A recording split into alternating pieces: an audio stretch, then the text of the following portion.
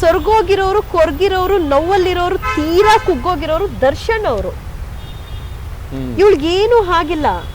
ದರ್ಶನ್ ಅವ್ರು ತೀರಾ ತೀರಾ ತೀರಾ ಕುಗ್ಗೋಗಿದ್ದಾರೆ. ಬದುಕಿನ ಕೆಟ್ಟ ಆಯ್ಕೆ, ಕೆಟ್ಟ ನಿರ್ಧಾರ ಅಲ್ವಾ? ನಮ್ ಲೈಫ್ ಅಲ್ಲಿ ಬರುವಂತ ಹೆಣ್ಣು ಅದೃಷ್ಟದ ಲಕ್ಷ್ಮಿ ಆಗಿರ್ಬೇಕು, ದರಿದ್ರ ಲಕ್ಷ್ಮಿ ಆಗಿರ್ಬಾರ್ದು.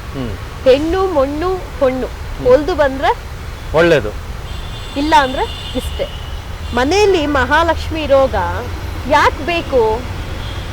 ಎಲ್ ತಿಂದ್ರೇನು ಅದೇ ಮನೆ ಊಟನೇ ಅಲ್ವಾ, ಯಾಕೆ ಬೇಕು ನಿಮ್ಗಿದು, ಯಾಕೆ ಬೇಕಾಗಿತ್ತು? ಆ ವಿಚಾರವಾಗಿ ನಾನು ಅದನ್ನ ಬಿಟ್ರೆ, ಬಟ್ ಎಲ್ಲೋ ಒಂದ್ ಕಡೆ ಆ ವ್ಯಕ್ತಿ ಮಾಡಿರುವಂತ ಒಂದಷ್ಟು ಒಳ್ಳೆ ಕೆಲ್ಸಗಳು ಇದಾವೆ. ಆ ಒಂದು ಒಳ್ಳೆ ಕೆಲ್ಸಗಳು ಇದೊಂದು ಕೆಟ್ಟ ಘಟನೆ ತಗೊಂಬಂದು ಇಟ್ಬಿಟ್ಟು ಅವ್ರು ಕಂಪ್ಲೀಟ್ ಕೆಟ್ಟವ್ರು ಅನ್ನೋದು ಬೇಡ. ಅವ್ರು ತಪ್ಪು ಮಾಡಿದಾರ, ಖಂಡಿತವಾಗ್ಲೂ ಶಿಕ್ಷೆ ಆಗ್ಲಿ.